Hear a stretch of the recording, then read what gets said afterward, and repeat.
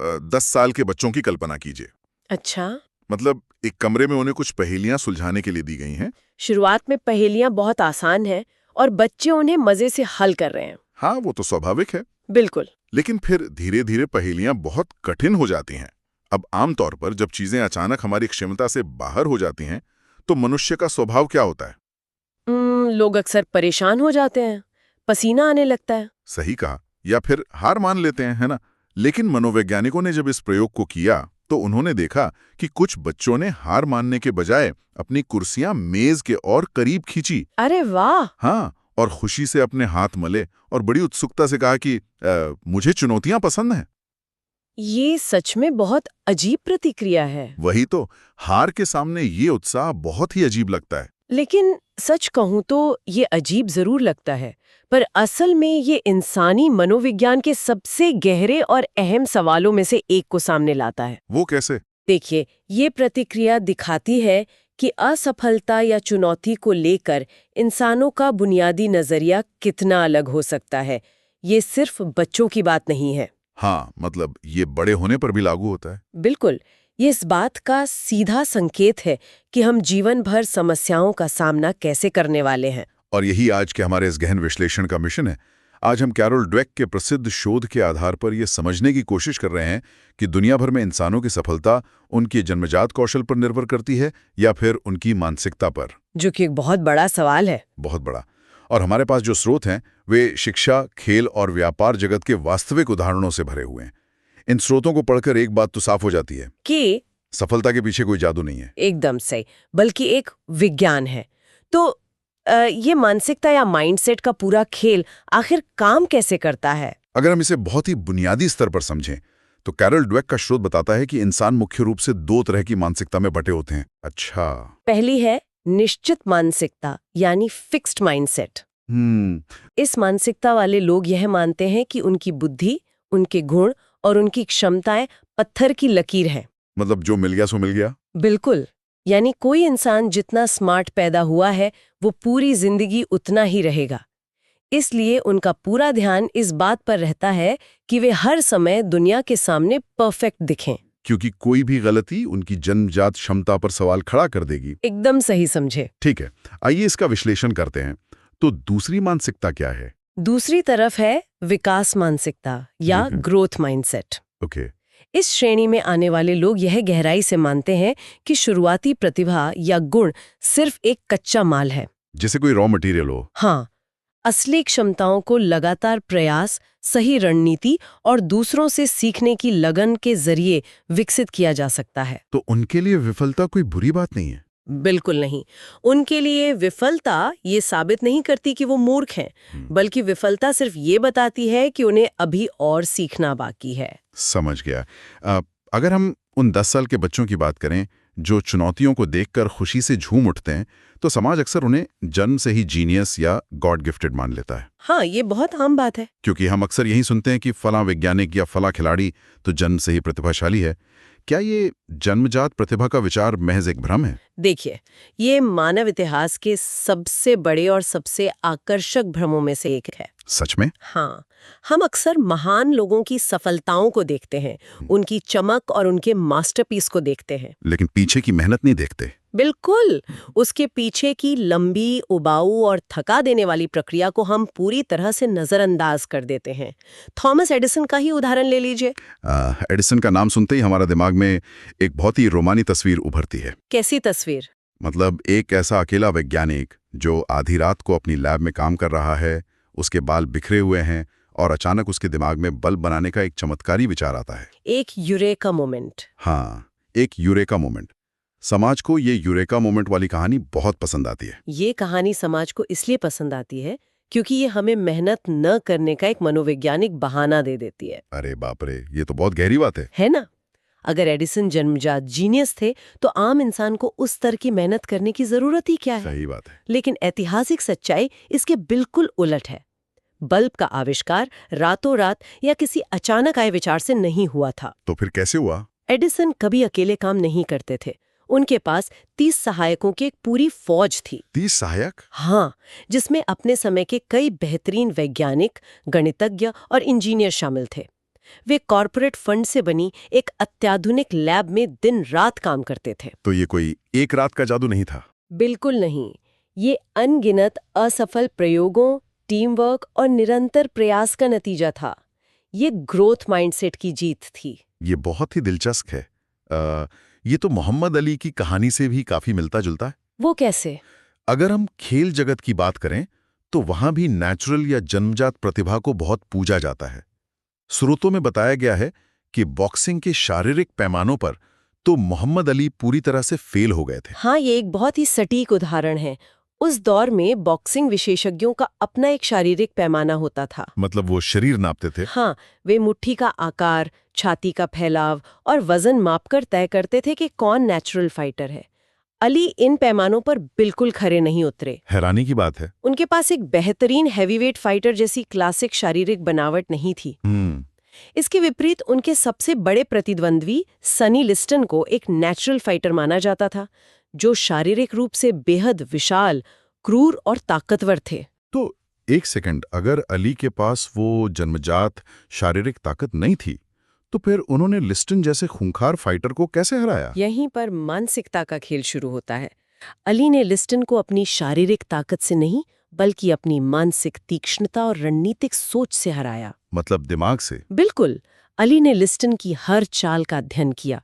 उन्होंने सिर्फ लिस्टन की बॉक्सिंग का ही नहीं, बल्कि उनके दिमाग का भी अध्ययन किया। क्या बात है! अली ने लिस्टन के पुराने इंटरव्यूज पढ़े, ये जानने के लिए कि लिस्टन किस बात से डरते हैं। और उन्हें क्या पता चला? उन्हें पता चला कि लिस्टन पागलों से डरते हैं। अरे वाह! इसलिए अली ने रिंग में और रिंग के बाहर पागलों जैसा व्यवहार करना शुरू कर दिया। उन्होंने साबित किया कि चैंपियन सिर्फ मजबूत शरीर से नहीं बनते, बल्कि हार ना मानने वाले और लगातार सीखने वाले दिमाग से बनते हैं। और फिर स्रोतों में माइकल जॉर्डन का भी जिक्र है, जिन्हें उनके हाई स्कूल की बास्केटबॉल टीम से ही बाहर निकाल दिया गया था। हाँ, ये भी एक बेहतरीन उदाहरण है। इन सब कहानियों को देखकर और पढ़कर मुझे एक दिलचस्प तुलना की याद आती है। हमारा समाज प्रतिभा को एक लॉटरी की टिकट की तरह देखता है। लॉटरी का टिकट? हाँ, मतलब या तो वो टिकट किसी इंसान के पास है या नहीं है।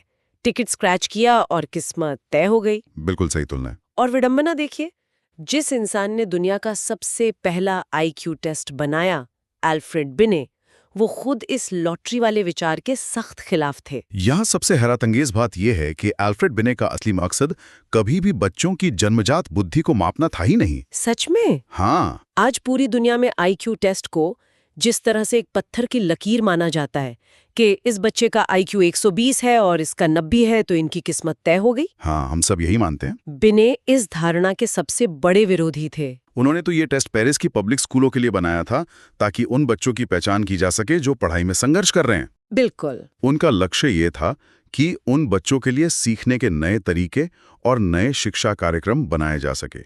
उनका दृढ़ विश्वास था कि सही अभ्यास और तरीके से कोई भी इंसान अपनी बुद्धि को बढ़ा सकता है। और यहीं पर माइंडसेट का सबसे बड़ा और गहरा अंतर सामने आता है।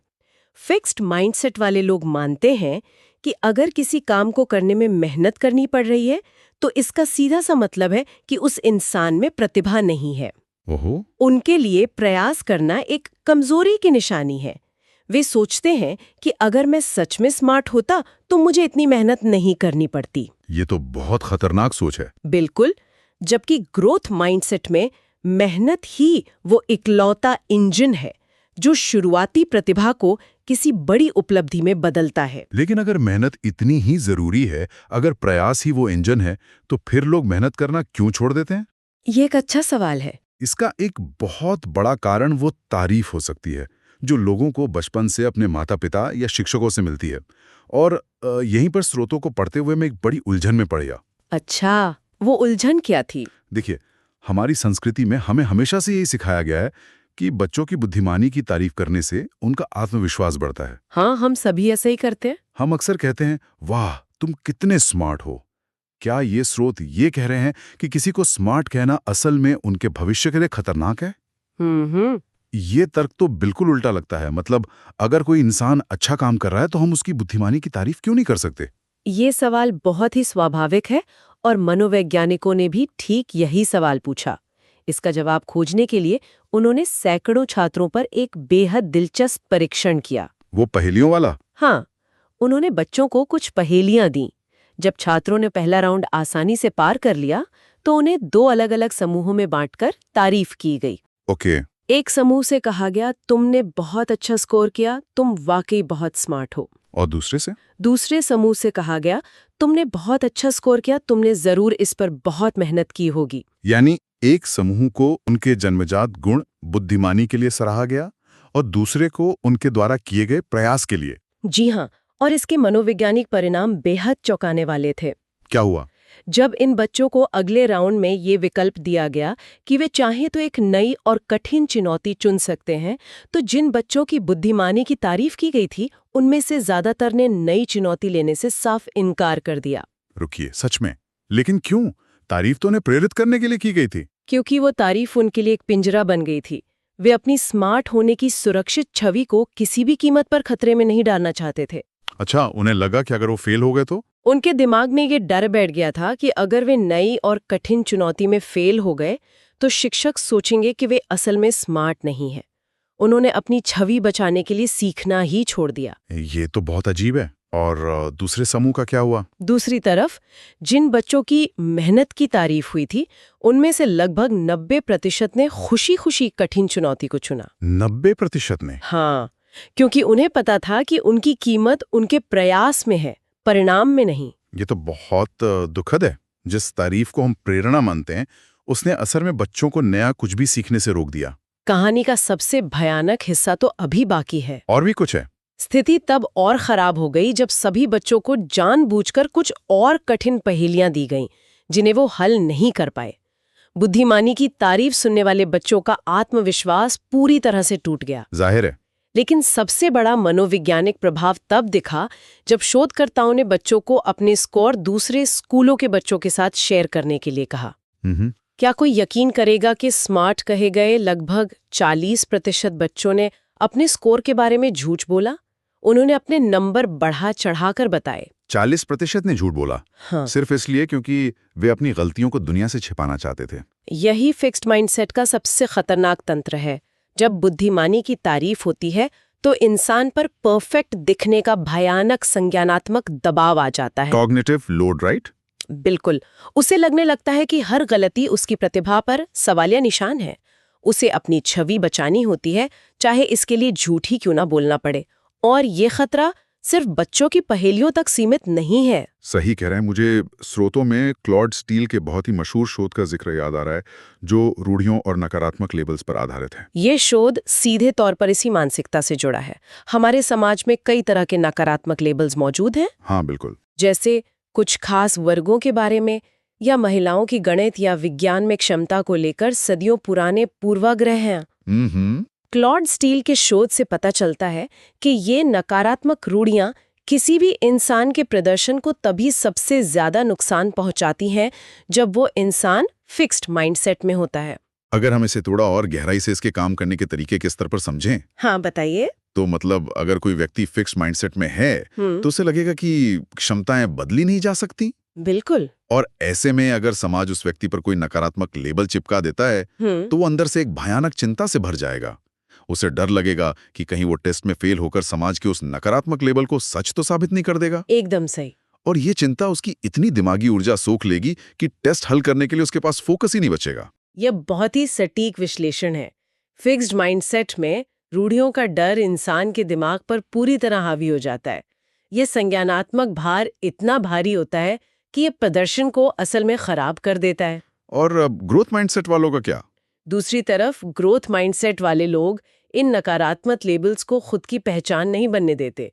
अगर उन्हें कोई लेबल दिया भी जाता है तो उनका आत्मविश्वास नहीं टूटता, क्योंकि वो जानते हैं कि वो सुधर सकते हैं। हाँ, वे जानते हैं कि वे लगातार मेहनत से खुद को बेहतर बना सकते हैं। इसलिए कोई भी समाज का लेबल उन पर स्थायी रूप से हावी नहीं हो सकता। वे इस नकारात्मकता को अपनी ऊर्जा में बदल लेते हैं। यहाँ मुद्दा वाकई बहुत दिलचस्प हो जाता है, क्योंकि जब परफेक्ट दिखने का ये दबाव और लेबल्स का डर शिक्षा से निकलकर खेल के मैदान पर आता है, जहाँ हजारों दर्शकों के सामने हर हार और हर जीत लाइव देखी जाती है, तब ये मानसिकता कैसे काम करती है? खेल जगत में फिक्स्ड माइंडसेट का सबसे ज्वलंत उदाहरण शायद पूर्व टेनिस स्टार जॉन मैकेनरो का है। John McEnroe. उनकी जन्मजात प्रतिभा वाकई में अतुलनीय थी। वे एक शानदार खिलाड़ी थे, लेकिन जब भी वे हारते थे या कोर्ट पर संघर्ष करते थे तो उनका व्यवहार मनोविज्ञान का एक क्लासिक केस स्टडी बन जाता था। स्रोतों में उनके बहानों की जो सूची दी गई है वो हैरान करने वाली है। क्या क्या बहाने बनाते थे वो? हारने पर वे कभी अपनी रणनीति या अपनी गलती को दोष नहीं देते थे। कभी उन्हें लगता था कि उन्हें बुखार है, कभी पीठ में दर्द होता था, कभी वो कहते थे कि बाहर बहुत शोर है। अरे बाप रे! एक बार तो उन्होंने यहाँ तक कह दिया कि कोर्ट पर पड़ा बुरादा सही नहीं है। उन्होंने अपनी गलतियों का विश्लेषण करने या अपने खेल को सुधारने के बजाय गुस्से में आकर कई बार अपना रैकेट या गिटार ही तोड़ दिया था। मैकेनरो का ये व्यवहार फिक्स्ड माइंडसेट का एक बहुत ही स्पष्ट लक्षण है। कैसे?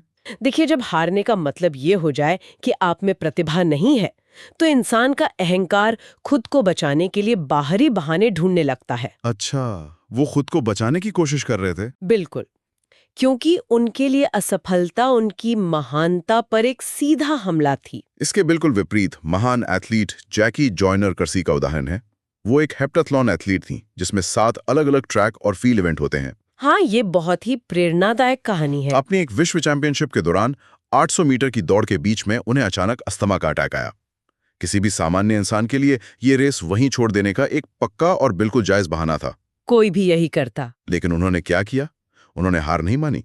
उन्होंने दौड़ते हुए खुद से बात की, खुद को प्रेरित किया, सांसें छोटी होने के बावजूद दौड़ना जारी रखा और अंततः जीत हासिल की। ये सच में अद्भुत है। या फिर टेनिस लीजेंड पीट सम्प्रास को देख लीजिए, जो विंबलडन के एक अहम मैच में हारने के बिल्कुल कगार पर थे, लेकिन उन्होंने दबाव में टूटने के बजाय अपनी पुरानी जीतों को याद किया और शानदार वापसी की। अगर हम इसे बड़े परिदृश्य से जोड़ें तो खेल जगत में इसी मनोवैज्ञानिक लचीलेपन को चरित्र या कैरेक्टर कहा जाता है। स्रोतों को पढ़ते हुए मुझे यह फिक्स्ड और ग्रोथ माइंडसेट का अंतर कुछ ऐसा लगता है। कैसा? फिक्स माइंडसेट उस कांच की एक बेहद खूबसूरत ट्रॉफी की तरह है जिसे शेल्फ पर रखकर बस दूर से देखा जा सकता है। अच्छा, रूपक है। ये बहुत आकर्षक दिखती है, लेकिन जरा सी ठेस लगी या हालात थोड़े भी मुश्किल हुए तो टूटकर बिखर जाएगी। हाँ। लेकिन ग्रोथ माइंडसेट एक मांसपेशी की तरह है। एक मसल की तरह। हाँ, मांसपेशी को मजबूत होने के लिए पहले टूटना पड़ता है, उस पर भारी तनाव डालना पड़ता है। ये रूपक इस पूरी चर्चा का सार है। खेल में या जीवन में चरित्र जन्मजात नहीं होता। यह उसी मांसपेशी की तरह है जो ग्रोथ माइंडसेट से पैदा होता है। यह उस गहरे विश्वास से आता है कि विफलता इंसान को परिभाषित नहीं करती, बल्कि ये महज एक डेटा है, एक संकेत है कि कहाँ सुधार करना है। मतलब हार कोई अंतिम फैसला नहीं है। बिल्कुल नहीं। असल चैंपियन वो नहीं है जो कभी ना हारे, बल्कि चैंपियन वो है जो हार के बाद भी अपनी गलतियों का बिना किसी अहंकार के विश्लेषण करे और दोगुनी ताकत से वापस आए। अब यहाँ से एक कदम और आगे बढ़ते हैं, जो शायद इस विश्लेषण का सबसे डरावना हिस्सा है। वो क्या? एक खिलाड़ी का अहंकार या उसका कांच की ट्रॉफी वाला माइंडसेट शायद सिर्फ उसका अपना करियर या 1-2 मैच बर्बाद कर सकता है। लेकिन जरा सोचिए, क्या होता है जब पूरी की पूरी कॉर्पोरेट कंपनी या कोई बहुत बड़ा संगठन इस फिक्स्ड माइंडसेट को अपनी संस्कृति बना लेता है? तब एनरॉन जैसी विनाशकारी घटना होती है। एनरॉन? हाँ, ये व्यापार जगत में मानसिकता के प्रभाव का एक बहुत ही दर्दनाक और संस्थागत उदाहरण है। स्रोतों के अनुसार मैकिन्जी एंड कंपनी जैसे बड़े मैनेजमेंट सलाहकारों ने कॉर्पोरेट दुनिया को एक नया मंत्र दिया था, टैलेंट माइंडसेट, जो कि एक बहुत बड़ी गलती थी। उनका कहना था कि कंपनियों को सिर्फ और सिर्फ प्रतिभाशाली, जीनियस और बड़ी यूनिवर्सिटीज की फैंसी डिग्री वाले लोगों को काम पर रखना चाहिए। एनरॉन ने इस बात को पकड़ लिया और एक ऐसी खतरनाक संस्कृति बना दी जहां सिर्फ स्मार्ट होने की पूजा होती थी। और उन्होंने एक रैंक एंड यैंक सिस्टम भी लागू किया था। वो क्या था? इस सिस्टम में हर साल सबसे नीचे के 15% कर्मचारियों को नौकरी से निकाल दिया जाता था। बाप रे, ये तो बहुत क्रूर है। यही वो संरचनात्मक समस्या थी जिसने एनरॉन को बर्बाद किया। जब किसी कंपनी का ढांचा ऐसा हो जाए कि वहां हर व्यक्ति को हर दिन ये साबित करना पड़े कि वो सबसे ज्यादा बुद्धिमान है, तो वहां सीखने की गुंजाइश खत्म हो जाती है। सब बस खुद को बचाने में लग जाते होंगे। बिल्कुल। एनरॉन के सीईओ जेफ स्किलिंग और केन ले खुद को इतना श्रेष्ठ और अद्वितीय बुद्धिमान मानते थे कि उन्हें लगता था कि उनसे कभी कोई गलती हो ही नहीं सकती। अहंकार की पराकाष्ठा। और तो और स्किलिंग अक्सर मीटिंग्स में उन लोगों का बुरी तरह से मजाक उड़ाते थे जो उनके विचारों से सहमत नहीं होते थे या उनसे तीखे सवाल पूछते थे। तो क्या हम ये कह रहे हैं कि एनरॉन का अरबों डॉलर का पतन सिर्फ कुछ लोगों के लालच के कारण नहीं हुआ था, बल्कि इसलिए हुआ क्योंकि उनकी कंपनी की पूरी संस्कृति ने मनोवैज्ञानिक रूप से ये असंभव बना दिया था कि कोई भी अपनी गलती मान सके? 100%। सच में? हाँ, जब संस्कृति ऐसी हो कि गलती मानने का मतलब नौकरी से निकाला जाना या मूर्ख साबित होना हो, तो लोग सच छिपाने लगते हैं। और इसीलिए उन्होंने झूठे आंकड़े दिखाए? जी, जेस स्किलिंग और केन ले ने मुनाफे के झूठे आंकड़े इसलिए पेश किए क्योंकि उनके लिए ये मानना मनोवैज्ञानिक रूप से नामुमकिन था कि उनकी कोई व्यापारिक रणनीति विफल हो सकती है। वे किसी भी हाल में वॉल स्ट्रीट के सुपरस्टार दिखना चाहते थे। तो ये सिर्फ फ्रॉड नहीं था, ये एक मनोवैज्ञानिक बीमारी थी। बिल्कुल। मैकृत्व के इस घातक पहलू को बिजनेस की दुनिया में अक्सर सीईओ की बीमारी या सीईओ डिजीज कहा जाता है। क्रिसलर के मशहूर पूर्व प्रमुख ली याको भी शायद इसी बीमारी के शिकार थे, है ना? वे इसका एक बहुत ही सटीक उदाहरण है। कैसे? इयाकोका ने शुरुआत में शानदार काम किया और क्राइसलर कंपनी को डूबने से बचाया, लेकिन जैसे जैसे समय बीता सीईओ की बीमारी ने उन्हें जकड़ लिया। उन्होंने अपनी व्यक्तिगत छवि, अपने अहंकार और अपने रुतबे को कंपनी के दीर्घकालिक विकास से ऊपर रखना शुरू कर दिया। वे अपने आसपास सिर्फ उन लोगों को रखते थे जो उनकी हर बात पर हाँ वह हाँ मिलाते थे। चापलूसों की फौज। सही कहा। और जब जापानी कारों ने बेहतर डिजाइन और तकनीक के साथ अमेरिकी बाजार पर कब्जा करना शुरू किया, तो इयाकोका ने अपनी कारों को बेहतर बनाने पर ध्यान देने के बजाय क्या किया? उन्होंने अमेरिकी सरकार और जापानी कंपनियों पर ही दोष मढ़ना शुरू कर दिया। फिक्स्ड माइंडसेट वाले नेता ये बर्दाश्त ही नहीं कर सकते कि कोई उनसे बेहतर हो सकता है। लेकिन ये सिक्के का सिर्फ एक पहलू है। स्रोतों में आईबीएम के लो गर्स्टनर और जनरल इलेक्ट्रिक के जैक वेल्च जैसे नेताओं का भी विस्तार से जिक्र है। और वे ग्रोथ माइंडसेट वाले नेतृत्व का बेहतरीन उदाहरण प्रस्तुत करते हैं। जैक वेल्च की एक कहानी बहुत मशहूर है। हाँ, जब वे जनरल इलेक्ट्रिक के सीईओ थे, तो एक बार उनकी कंपनी के एक इन्वेस्टमेंट बैंकिंग हिस्से में एक बहुत बड़ा इनसाइडर ट्रेडिंग घोटाला उजागर हुआ, जो कि किसी भी सीईओ के लिए एक भयानक पल होता है। ये उनकी साख खत्म कर सकता है। बिल्कुल। लेकिन वेल्च ने इसे छुपाने या किसी जूनियर कर्मचारी पर दोष मढ़ने के बजाय क्या किया? हाँ? उन्होंने अपनी पूरी टॉप लीडरशिप टीम को फोन किया और व्यक्तिगत रूप से माफी मांगी। सच में? हाँ, उन्होंने स्पष्ट रूप से कहा, इस आपदा के लिए मैं खुद को दोषी मानता हूँ। एक इतनी बड़ी ग्लोबल कंपनी के सीईओ का बिना किसी हिचकिचाहट के अपनी गलती मानना, ये तो फिक्स्ड माइंडसेट की दुनिया में अकल्पनीय है। एनरॉन जैसी जगह पर तो लोग अपनी गलती छुपाने के लिए पूरी कंपनी को ही दांव पर लगा देते हैं। यही वो तंत्र है जो महान कंपनियों को बनाता है। ग्रोथ माइंडसेट वाले नेता खुद को एक तैयार उत्पाद या फिनिश्ड प्रोडक्ट नहीं मानते। वो हमेशा सीखते रहते हैं। हाँ, वे जानते हैं कि वे अभी भी सीख रहे हैं। वे ब्रूटल फैक्ट्स यानी कड़वे सच का सामना करने से नहीं डरते, फिर चाहे वो सच उनके खुद के नेतृत्व के बारे में ही क्यों ना हो। वे अपनी टीम के विकास और कंपनी की मजबूती को अपनी खुद की महानता या अहंकार से कहीं ज्यादा अहमियत देते हैं। तो इस सब का आखिर क्या मतलब है? इन सभी अलग अलग स्रोतों, कहानियों और शोध का निचोड़ क्या है? निचोड़ ये है कि दुनिया में सफलता किसी जन्मजात गुण या लॉटरी के टिकट की मोहताज नहीं है। बिल्कुल। इस बात से तय नहीं होती कि कोई इंसान कितना स्मार्ट या टैलेंटेड पैदा हुआ था। तो सफलता किस बात से तय होती है? इस बात से कि लोग नई चीजें सीखने, अपनी कमियों का बेबाकी से सामना करने और खुद को निरंतर विकसित करने के लिए कितने तैयार हैं। सही कहा। अगर कोई व्यक्ति फिक्स्ड माइंडसेट के जाल में बंधा है, तो वो अपनी पूरी जिंदगी सिर्फ दुनिया को यह साबित करने में बिता देगा कि वो कितना खास और परफेक्ट है। और इस चक्कर में वो कभी अपनी पूरी क्षमता तक नहीं पहुंच पाएगा। लेकिन अगर कोई ग्रोथ माइंडसेट अपनाता है, तो वो अपनी कमियों को गले लगाता है, मेहनत को एक हथियार बनाता है और वास्तव में कुछ महान हासिल कर सकता है। ये पूरी चर्चा हम सभी के सामने एक बहुत ही महत्वपूर्ण सवाल खड़ा करती है। क्या हम अपने जीवन की विफलताओं को अपनी पहचान बनने दे रहे हैं? बहुत गहरा सवाल है। क्या हम उन्हें एक फुल स्टॉप मान रहे हैं या फिर उन्हें अपनी प्रगति और विकास का एक जरूरी कदम मान रहे हैं? और यहीं पर हम सुनने वालों के लिए एक ऐसा विचार छोड़ना चाहते हैं जिस पर वे शो खत्म होने के बाद भी गहराई से सोचें। वो क्या है?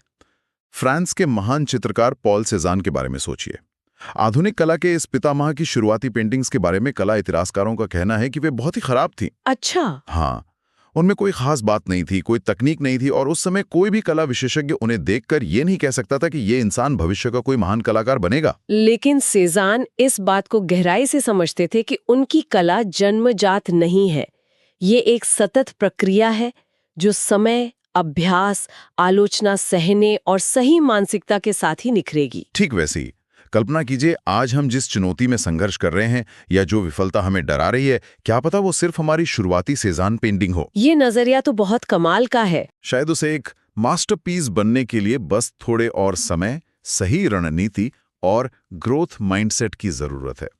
अगली बार जब कोई बड़ी बाधा या असफलता सामने आए तो ये मत सोचिए कि ये मेरे बारे में क्या साबित करता है। बिल्कुल। बल्कि खुद से पूछिए, मैं इस स्थिति से क्या नया सीख सकता हूं।